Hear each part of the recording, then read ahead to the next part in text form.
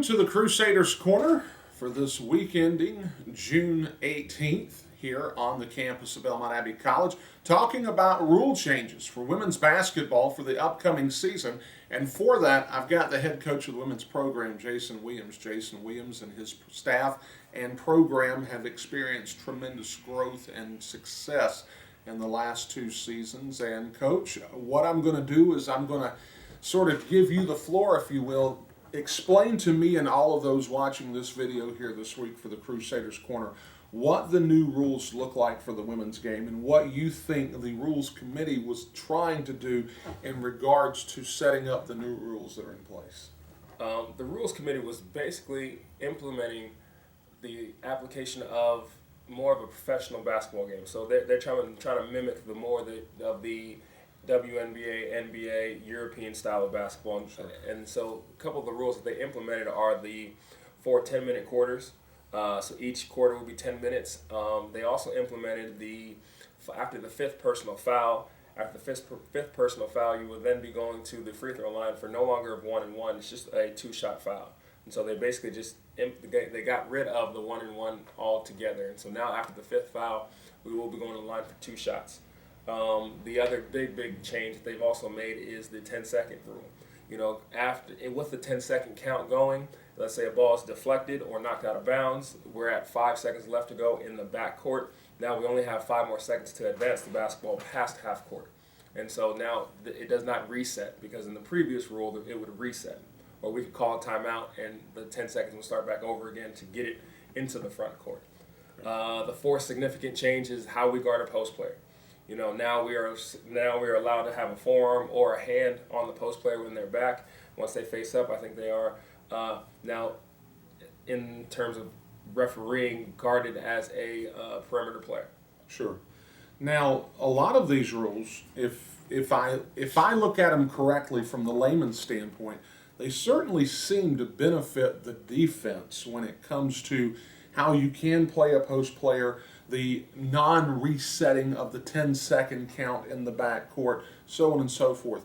From your standpoint, what's your view on it, and what is some of the prevailing thoughts from the coaching side of things in this regard?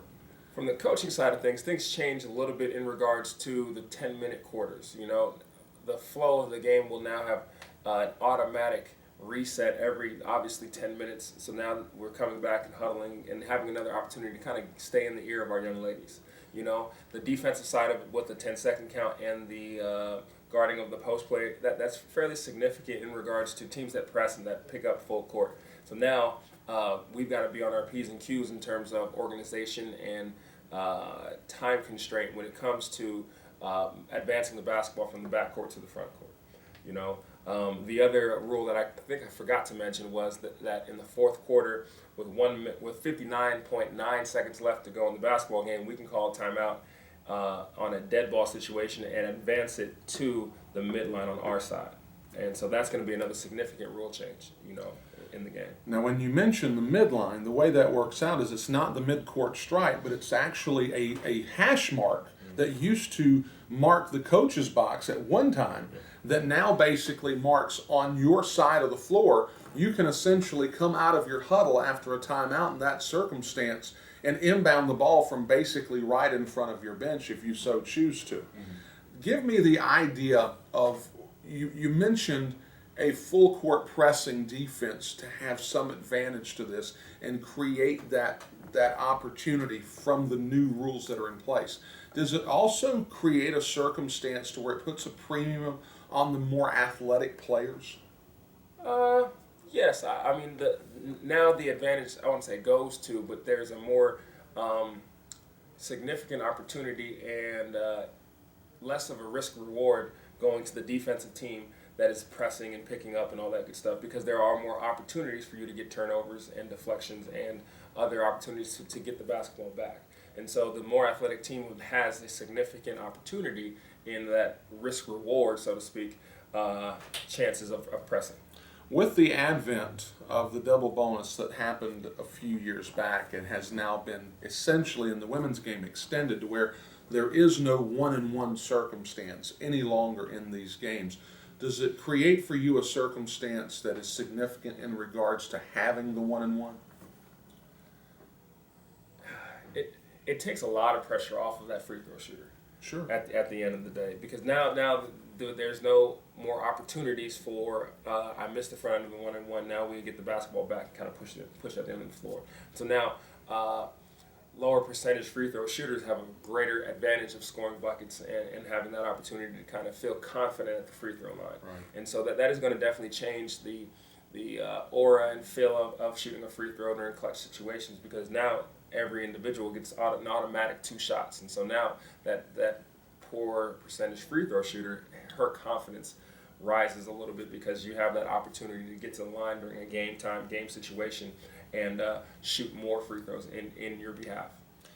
Do the new rules create a sense of a greater demand on your guard play? Does it create a circumstance to where now your good guards are going to have to become great guards because the pressure on them to go through situations in the backcourt, play a more aggressive athletic game is going to be on them, and to make sure that they're controlling the basketball and effectively controlling the game? Yes, without a doubt. I think the guard play now is going to be, it always has been a premium, and it has been a significant contribution in every single facet of the game. But now I think it's more along the lines of, can you handle the pressure? Can you advance the basketball in the front court? And then on top of that, can you get into the bonus? And how quickly can you get into the bonus in that quarter? Can you establish the 5 fouls with a certain pace, so that at the end of the day you're shooting free throws with 4 minutes left to go in that quarter, because the fouls reset after every quarter except for the fourth quarter. And so for us, being a team that wants to be able to score 1/3 at the free throw line, we've got to be able to get into that 5th foul extremely quickly, and we've got to be able to draw the contact and the foul, so that at the end of the day we can make more free throws than our opponent attempts. Here, I've got a final question for the head coach of the Crusaders women's basketball program, Jason Williams. Coach, in regards to your early season practices leading up to your first games, and then even through the early part of the season schedule, do you find yourself thinking that you're going to have to invest more time and energy working with the girls on these end-of-game situations, knowing the new rules are in place? I know for us, we'll definitely meet as a team, probably in our first scrimmage / exhibition, to give our girls the opportunity to ask any questions that they have, and then on top of that, have a referee come and talk to us as well, so that they can kind of get out any questions that they have, so to make sure that they are knowledgeable upon the game. And so at the end of the day, when we're going into our first opportunity, November 13th, we were very comfortable with the new rules that have been set in place. Certainly a more entertaining game, and a game with a better pace of play is certainly on the horizon on the women's side, and we'll look forward to seeing that coming up in November, as the Crusaders will be opening up their schedule in the middle of November here for the 15-16 season. Coach, thank you so much for your time. Thank you very much. Don't forget, folks, for stats, standings, stories, and more, there's only one place in cyberspace when it comes to your Crusaders. That place, www.abbeyathletics.com. For Jason Williams, this is Brian Rushing, and you've been watching the Crusaders Corner. Goodbye, everybody.